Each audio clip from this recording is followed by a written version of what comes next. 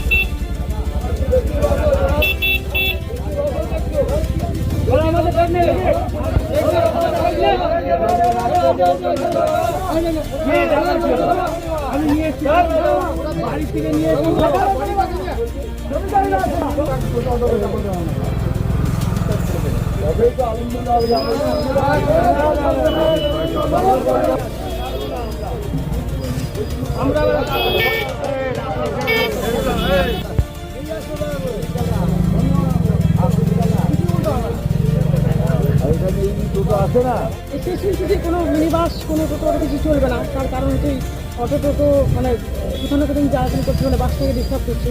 মানে টোটোর যে ডিস্টার্ব, তার জন্য তারা এটা বন্ধ করেছে। হ্যাঁ, সেটাই। তো সেটা আমাদের সাধারণ জনগণের জন্য খুব মুশকিল, এটা এমার্জেন্সি ছিল যাওয়াটা, এটা ঠিক নয়। মানে বাসটা আমাদের জন্য খুব ইম্পর্টেন্ট, আর টোটো অটো নিয়ে সব জায়গায় ক্যারি করতে পারি না আমরা, তো এটা আমাদের অসুবিধা হয়ে গেল।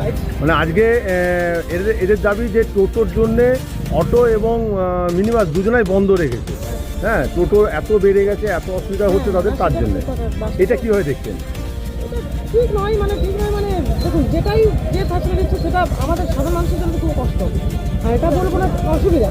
আর বাসটা তো দরকার আছে, যেমন লং জার্নির জন্য তো আমাদের বাস ছাড়া টোটো মানে রিজার্ভ করা, আর বাসটাই আমাদের সব জায়গায় যাওয়ার সুবিধা। সেক্ষেত্রে ঠিক আছে, বাস যদি রেখেছে বন্ধ, তো সেটা সাপোর্ট করতে হবে, অসুবিধা তো হচ্ছে। আপনার নাম? রিমা ব্যাগ। দুজনে ঠিক করেছি যে আমাদের ব্যবসা চলছে না, আমরা ট্যাক্স দিচ্ছি, ইন্স্যুরেন্স দিচ্ছি, মিনি বাস চালানো ট্যাক্স দিচ্ছি, ইন্স্যুরেন্স দিচ্ছি, তা সত্ত্বেও আমাদেরকে পুলিশ হ্যারাসমেন্ট করছে, আমাদের কেস দিচ্ছে। দেওয়ার পরেও এই অবৈধ টোটোগুলো চলছে। হ্যাঁ, এদের কোনো না পারমিট আছে, না রুট আছে, কিছু নেই। প্যাসেঞ্জার তুলতে গেলে ঝামেলা হচ্ছে, মারামারি হচ্ছে। এর জন্য আমরা যে এই বন্ধ দিই, মিনি বাস, অটো সবাইকে অনেকবার দফায় দফায় আমরা বিক্ষোভ দেখিয়েছি, ডেপুটেশন দিয়েছি, তা সত্ত্বেও কোনো সুরা হয়নি। তার দিন আজকে বল কতক্ষণ থাকবে? যতক্ষণ না আমাদের আশ্বাস আমরা পাবো, যতক্ষণ আমরা আশ্বাস না পাবো আমাদের প্রশাসন থেকে, ততক্ষণ আমরা বন্ধ তুলব। আপনার নাম? সুদর্শন বেরা। আমাদের মিনি বাস পরিষেবা বন্ধ, মানে এটা অনেক দিনের ব্যাপার। কারণ আজকে 3 থেকে 3.5 বছর আমরা এসডিও সাহেবের কাছে, প্রশাসনের কাছে নানাভাবে আবেদন, নিবেদন, আকুতি, মিনতি এবং তার জন্য অন্তত 10-12 কেজির কাগজ, মানে চিঠিপত্র সমেত তার কাছে দেওয়া আছে।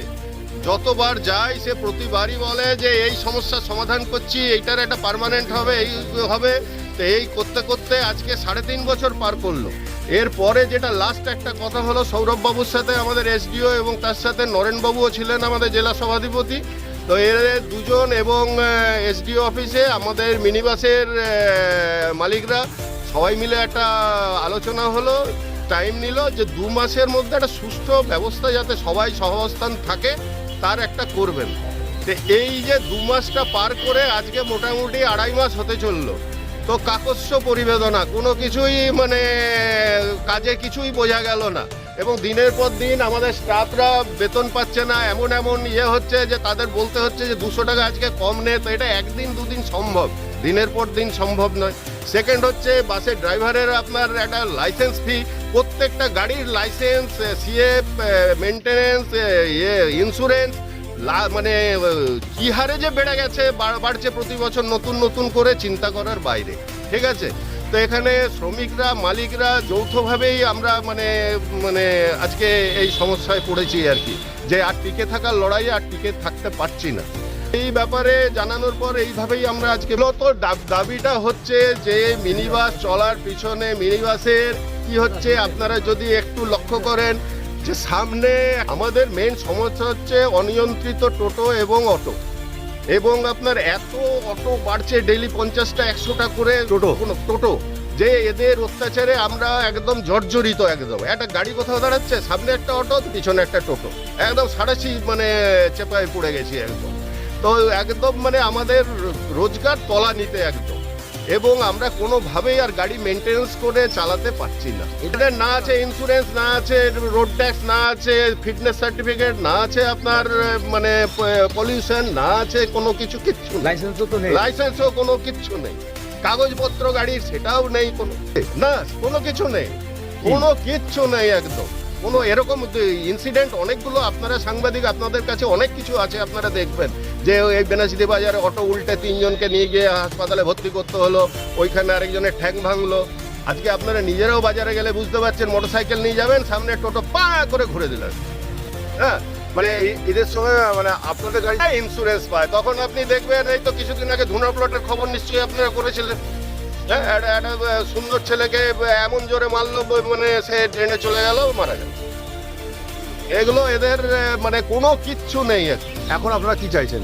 আমরা এখন সুষ্ঠু একটা সহাবস্থান চাইছি, যে ধরুন সভ্যতার জগতে প্রত্যেকেই হয়তো থাকবে, আধুনিকীকরণ হয়, সব কিছুই আছে। তো এই জিনিসগুলো ওদের ওপর অ্যাপ্লিকেবল হোক, এবং প্রত্যেক যাত্রী সাধারণের একটা সুরক্ষার ব্যবস্থা হোক, এবং আমরাও যাতে সবাই এমন একটা জায়গা মেনটেন করি যে জায়গাতে সবাই আমরা সুস্থভাবে চলতে পারি। আপনার নাম? আমার নাম শ্রী সঞ্জয় কর্মকার, আমি একজন বিধাননগর রুটের মালিক।